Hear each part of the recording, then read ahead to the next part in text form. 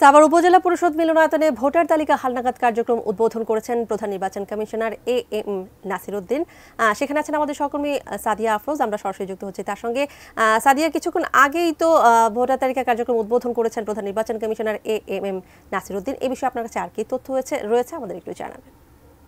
বাড়ি বাড়ি গিয়ে ভোটার তালিকা হালনাগাদ কার্যক্রম আপনি জানেন যে আজকে থেকে শুরু হলো এবং আজকে প্রধান নির্বাচন কমিশনার এম নাসির উদ্দিন তিনি আজকে সাভার উপজেলা পরিষদে এসে এখানে এই কার্যক্রমের উদ্বোধন করেছেন এবং এখানে তিনি যেটি বার্তা দেওয়ার চেষ্টা করেছেন সেটি হচ্ছে যে এত বছর থেকে অর্থাৎ প্রায় 16 বছর থেকে মানুষ ভোটাধিকার থেকে বঞ্চিত ছিল এবং সেই বঞ্চনা থেকে যাতে মানুষ মুক্তি পায়, অর্থাৎ মানুষ যাতে তার ভোটটি সঠিকভাবে দিতে পারেন সেই জায়গা থেকে সবাইকে তিনি চেষ্টা করার জন্য আহ্বান জানিয়েছেন এবং ভোটাররা যাতে সঠিকভাবে তথ্য দিতে পারেন এবং যারা এই ভোটার তালিকা হালনাগাদ করবেন তারা যাতে সঠিক তথ্য নিতে পারেন এবং সে তথ্য যাতে যাচাই তৈরির জন্য আহ্বান জানিয়েছেন। একই সাথে তিনি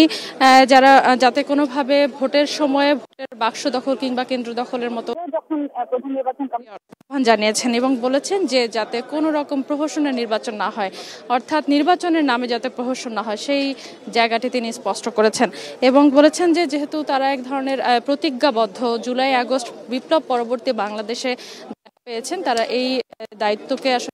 হিসেবে যেহেতু দেখেন সেই জায়গা থেকে তারা তাদের দায়িত্ব যাতে সঠিকভাবে পালন করতে পারেন এবং মানুষের ভোটাধিকার যাতে সেই জায়গা থেকে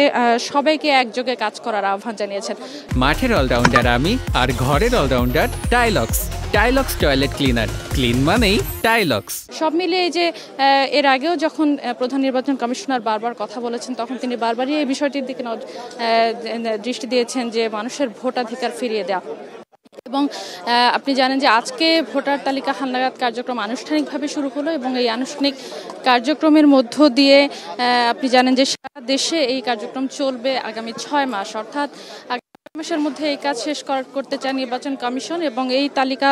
যাতে নির্ভুল হয়, দ্বৈত নাগরিক না থাকে, মৃত ভোটাররা যাতে বাদ পড়েন কিংবা কোনো বিদেশি ভোটার যাতে অর্থাৎ রোহিঙ্গারা যাতে অন্তর্ভুক্ত হতে না পারেন, সব মিলিয়ে আসলে একটি নির্ভুল ভোটার তালিকার জন্য তিনি বারবার জোর দিচ্ছেন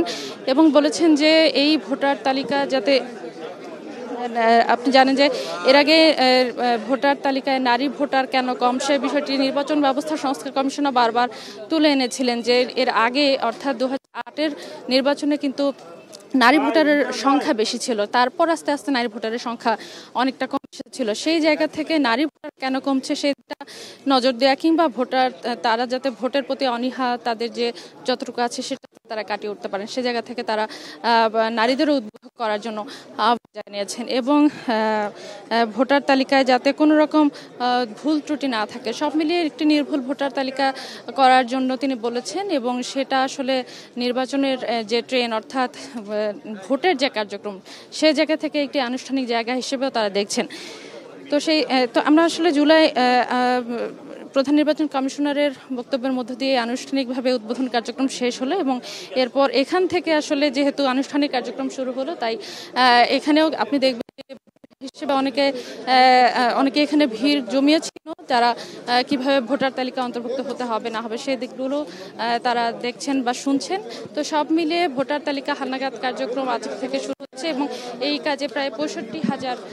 কর্মী কাজ করবেন সারা দেশে এবং যারা 18 বছরের ঊর্ধ্বে হওয়া সত্ত্বেও হতে পারেনি তারাও এই ভোটার তালিকা অন্তর্ভুক্ত হতে পারবেন বলে তারা জানিয়েছেন। তো সব মিলিয়ে এই কার্যক্রম উদ্বোধনের মধ্য দিয়ে নির্বাচন কমিশন মনে করছে যে আনুষ্ঠানিকভাবে ভোটের কার্যক্রম শুরু হলো এবং এর মধ্য দিয়ে একটি নির্ভুল ভোটার তালিকা প্রণয়নের মাধ্যমে একটি